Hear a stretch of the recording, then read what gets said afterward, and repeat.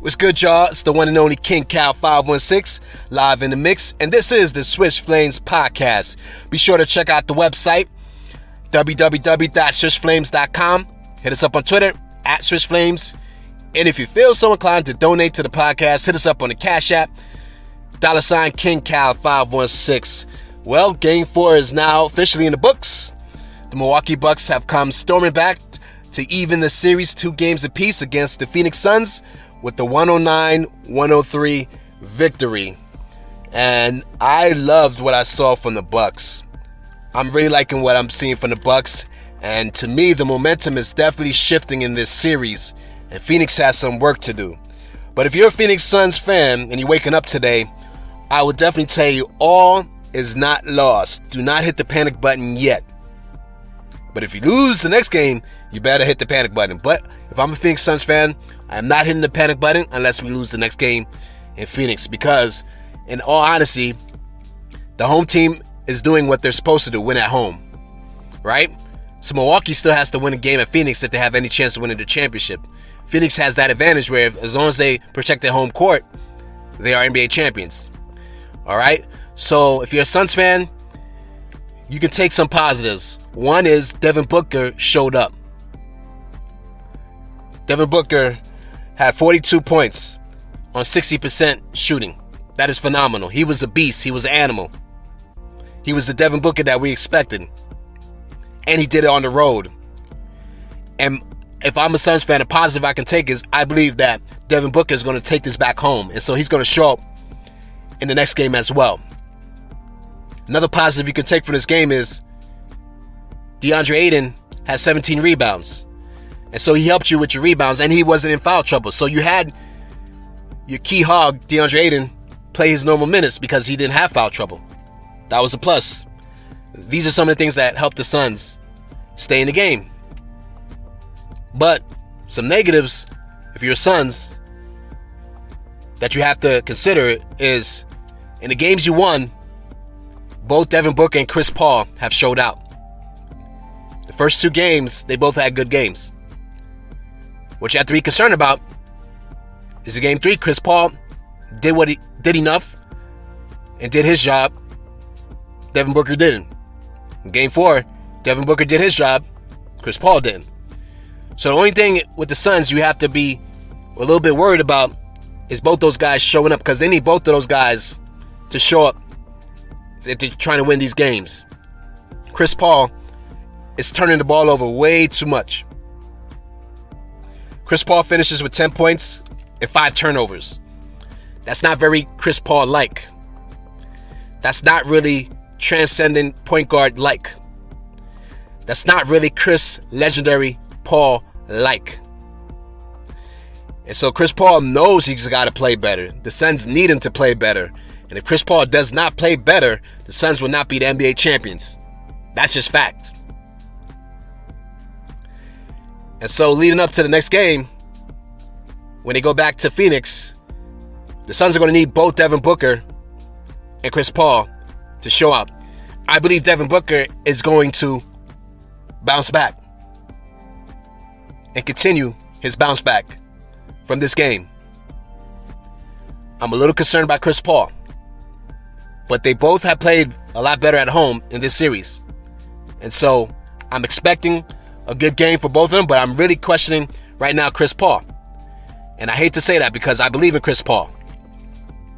And I want to see Chris Paul bounce back. But in this series, in this championship series, Chris Paul's turnovers have gone up. And that is a cause of concern. You know what I mean? And so, next game, Chris Paul is going to have to tighten those turnovers. And he's going to have to score a little bit more. So we'll see if he bounces back next game. So if your Suns waking up today, that'll be some of the positives you can look at.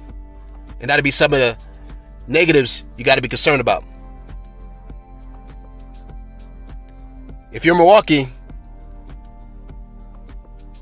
I've always said that Chris Middleton and Drew Holiday need to show up. Now, Drew Holiday had a okay game. He scored about 13 points.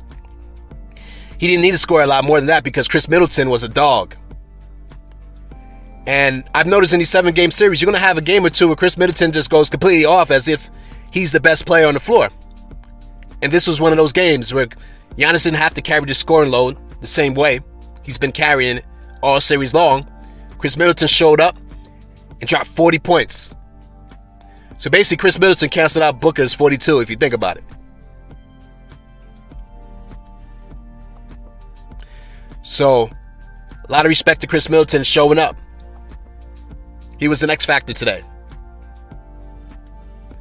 I knew this game was going to be a lot closer. I mean, ultimately, Milwaukee Bucks only won by 6 points. So it was little room for error. But Chris Middleton did his job. And I told you guys, against the Phoenix Suns, you need a wing player that can put pressure on any of the Suns players that play the perimeter. And when you have that pressure on, and you could get some of these guys in foul trouble, like you did Devin Booker, that helps you out. Because make no mistake about it, Devin Booker having to sit out a lot of the fourth quarter because he's in foul trouble was crucial in this game, because Devin Booker was shooting 60%. He was hitting almost everything he shot up. So the Suns not having Devin Booker for that portion of the fourth quarter hurt them in this game. Because if Devin Booker was playing at the rate he was playing, chances are the Suns probably would have pulled this out. So that was crucial, big. And I know it's controversial as well, you know, about him possibly fouling out. I mean, that was obviously a foul on Jrue Holiday. That was all up in the last, what was it, about 3 minutes of change in the fourth quarter.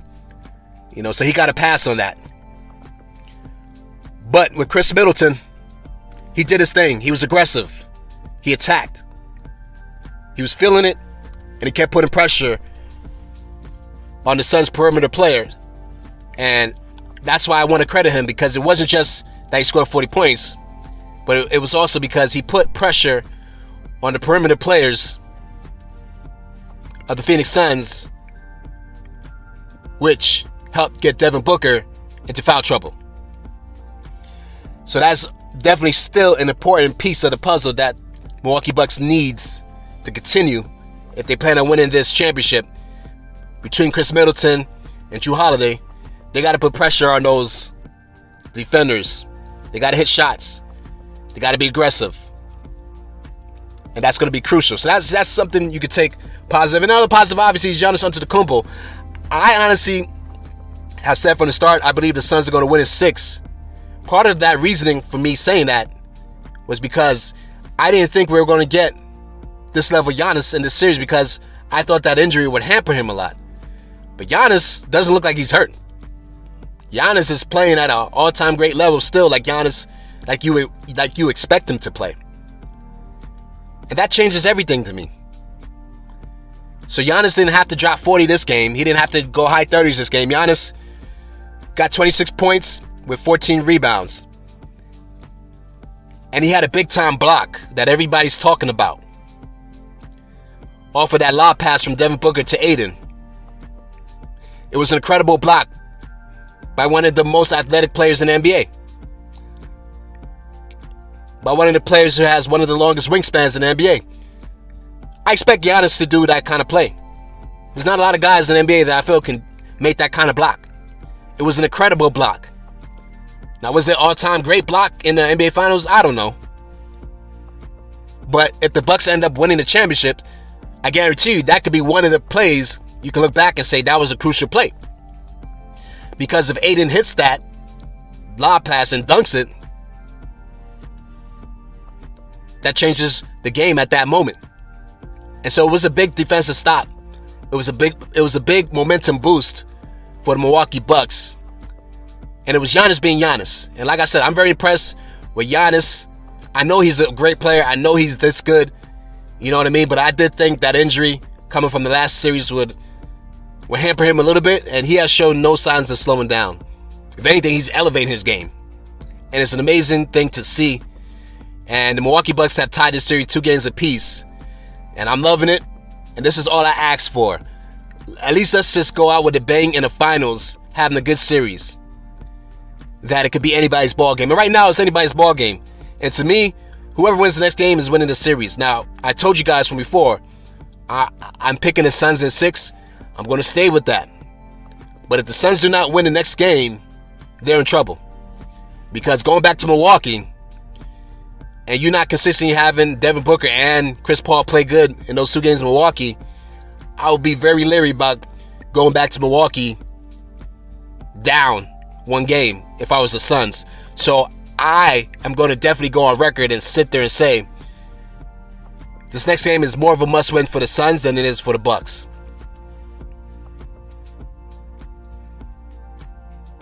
You know what I mean? But if the Suns are able to bounce back in this next game, I think it will give them more confidence to be able to close the Bucks out in 6. Just as much as I feel like if the Suns lose the next game, Milwaukee has all the momentum, and I don't think they're going to have enough gas to even put up the fight they're going to need to win Game 6. So this is why I believe whoever wins this game is going to win the finals, and this series to me is over in 6. So basically, my prediction is whoever is winning this game is winning the championship. That's just my thoughts. But what is your thoughts about the game? What did you think? Who do you think was the MVP of this game? You know what I mean? Who do you think was the MVP of this game? And also, I'm going to throw out a question there.